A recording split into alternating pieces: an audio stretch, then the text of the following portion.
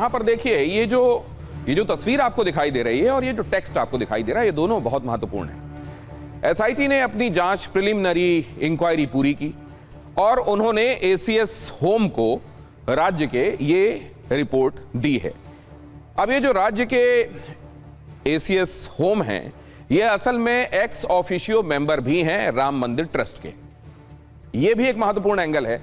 तो यहां पर आप वो तस्वीर देख रहे हैं और यहां वो सवाल जो उठ रहा है कि जांच हो गई, लेकिन इससे लीपापोती होगी या इसके बाद मामला आगे बढ़ेगा और जो गुनहगार हैं उनको सजा मिलेगी? लीपापोती भर होगी, ऐसा होगा, ऐसा दिखाया जाएगा कि जांच हो रही है, चीजें हो रही हैं और इसमें काम आगे बढ़ाया जा रहा है, सिर्फ इतना ही?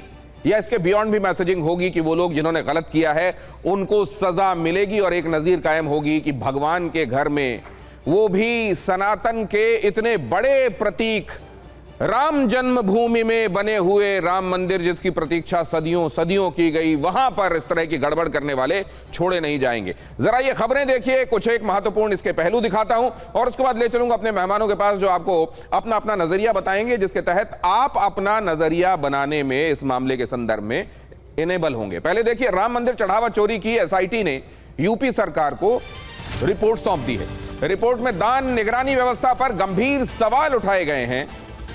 ये जो दान दिया जाता था, उसकी जिस तरीके से निगरानी होती थी, उसकी जो गणना होती थी, उसको लेकर गंभीर सवाल उठाए गए हैं। आज जब जांच रिपोर्ट सौंपी गई, उस समय की ये तस्वीरें हैं जो आप यहां पर देख रहे हैं। सरकार को रिपोर्ट दी गई, 3 सदस्यीय समिति जो कि जांच कर रही थी, ये 3 सदस्यीय स्पेशल इन्वेस्टिगेशन टीम, उसके तीनों ही सदस्य आपको यहां पर दिखाई दे रहे हैं और साथ में दिखाई दे रहे हैं एसीएस होम। रिपोर्ट में कुछ कर्मचारियों पर एफआईआर की सिफारिश की गई है। कुछ कर्मचारियों पर फर्स्ट इंफॉर्मेशन रिपोर्ट उनके खिलाफ दर्ज होनी चाहिए, यह सिफारिश, रिकमेंडेशन इसमें है।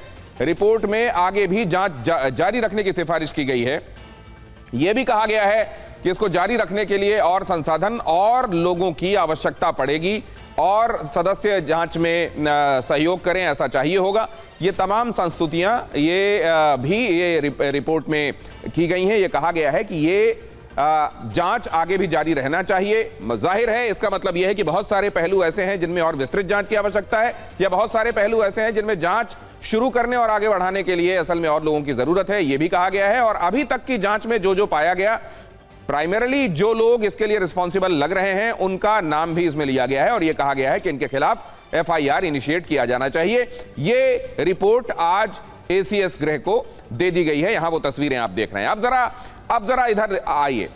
ये जो अपर प्रमुख सचिव हैं एसीएस होम, संजय प्रसाद, उन्हें यह रिपोर्ट सौंपी गई जिसकी तस्वीरें मैंने आपको दिखाई हैं। अब इस रिपोर्ट में बड़ी बातें क्या क्या हैं? असल में वैसे तो यह रिपोर्ट गोपनीय है, लेकिन सोर्सेस के माध्यम से यह बताया जा रहा है कि 140 पन्नों की यह रिपोर्ट है और इसमें कुछ एक बातें बहुत महत्वपूर्ण हैं, रेखांकित किए जाने लायक हैं, अंडरलाइन किए जाने लायक हैं। कुछ एक चीजें उससे निकलकर जो सामने आई हैं वो आपके सामने रख रहा हूं। सवाल है कि दान राशि की गणना कैसे होती थी, उनकी निगरानी के लिए व्यवस्था क्या थी, आंतरिक व्यवस्था के लिए जिम्मेदार जो लोग थे वो कौन कौन थे। ये इस एसआईटी रिपोर्ट में, 140 पन्नों की इस रिपोर्ट में ये सब कुछ समाहित है।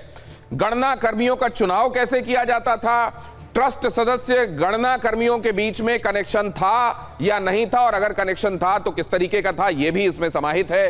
विस्तृत जांच के लिए अतिरिक्त समय चाहिए। अभी यह जांच बहुत शुरुआती है और अगर जांच को आगे बढ़ाना है तो इसमें अतिरिक्त समय चाहिए होगा, यह इतनी जल्दी नहीं हो सकता, यह भी इसमें कहा गया है। और यह भी कहा गया है कि जांच के लिए सहयोगी अधिकारियों की संख्या बढ़ानी पड़ेगी, मतलब इसमें और भी ऑफिसर्स लगाने पड़ेंगे। इसमें सिफारिश यह भी की गई है कि कुछ कर्मियों के खिलाफ एफआईआर रजिस्टर होना चाहिए, फर्स्ट इंफॉर्मेशन रिपोर्ट दर्ज की जानी चाहिए, केस चलना चाहिए, मुकदमा शुरू होना चाहिए। सिफारिश इस बात की भी इसमें की गई है। तो ये जो शुरुआती रिपोर्ट है, ये जो 140 पन्नों की रिपोर्ट है, जिसकी तस्वीर मैंने अभी आपको बताया और उसके नुआंसेस भी मैंने आपको बताए, इसमें बहुत महत्वपूर्ण चीजें कुछ हैं, लेकिन जाहिर है और विस्तृत विवेचना के लिए, जांच के लिए अभी वक्त चाहिए और ज्यादा अधिकारी चाहिए, यह बात भी कही गई है। कुछ एक नाम लेकिन इतना जरूर महसूस हो रहा है कि इनके खिलाफ तो कार्रवाई शुरू हो ही जानी चाहिए, एफआईआर लॉन्च होनी चाहिए, यह बात कही गई है। एसआईटी रिपोर्ट आ चुकी है, लेकिन सबसे बड़ा सवाल इसके साथ अब भी बाकी है, कार्रवाई कब होगी? क्या एफआईआर अब शुरू हो जाएगी और उनके खिलाफ मुकदमा शुरू हो जाएगा जिनके खिलाफ अब ये कार्रवाई ये इशारा करती है कि ये कल्प्रिट हैं, ऐसा लग रहा है जांच में।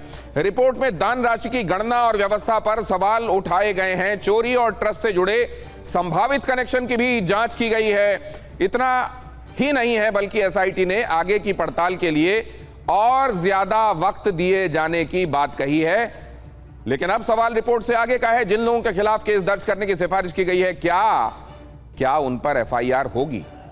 क्या जिम्मेदारी तय की जाएगी? अगर व्यवस्था में चूक हुई है तो जवाबदेह कौन कौन है, क्या अब यह सामने आएगा? और सबसे अहम बात यह कि आगे कार्रवाई किस पर होगी, बल्कि किस किस पर होगी। यानी एसआईटी रिपोर्ट सामने आने के बाद अब निगाहें जांच पर नहीं है बल्कि कार्रवाई पर सवाल अब आकर ठहर गया है कि जांच तो हो गई, अब कार्रवाई होगी या नहीं। क्या सिफारिशें कागजों तक सीमित रह जाएंगी या जिम्मेदार लोगों तक कानून का हाथ पहुंचना शुरू होगा? ये वो महत्वपूर्ण बातें हैं जिनकी तरफ अब लोगों की निगाहें हैं। और अब आपको इस पूरे मामले में एसआईटी की रिपोर्ट सौंपने से लेकर सियासत तक की एक छोटी सी रिपोर्ट जल्दी से दिखा देता हूं और उसके बाद डिबेट शुरू करते हैं।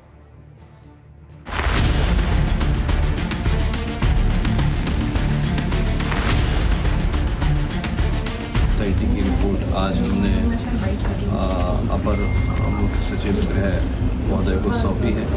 यह एक प्रारंभिक प्रतिवेदन है।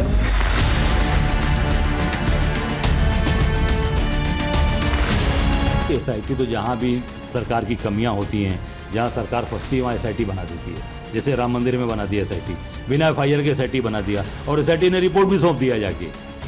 मतलब हम बनाए और हम ही को रिपोर्ट भी दे दिया गया। अब सोच सकते हैं ये कौन सा तरीका है, कौन सा न्याय मिलेगा इस पे। इससे साबित होता है कि एसआईटी बनाना केवल लोगों को भ्रमित करना और लोगों का एक माइंड वॉश करना।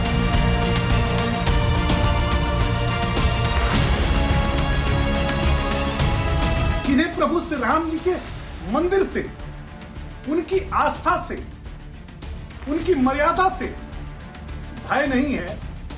क्या वो एसआईटी की रिपोर्ट से भय खाएंगे?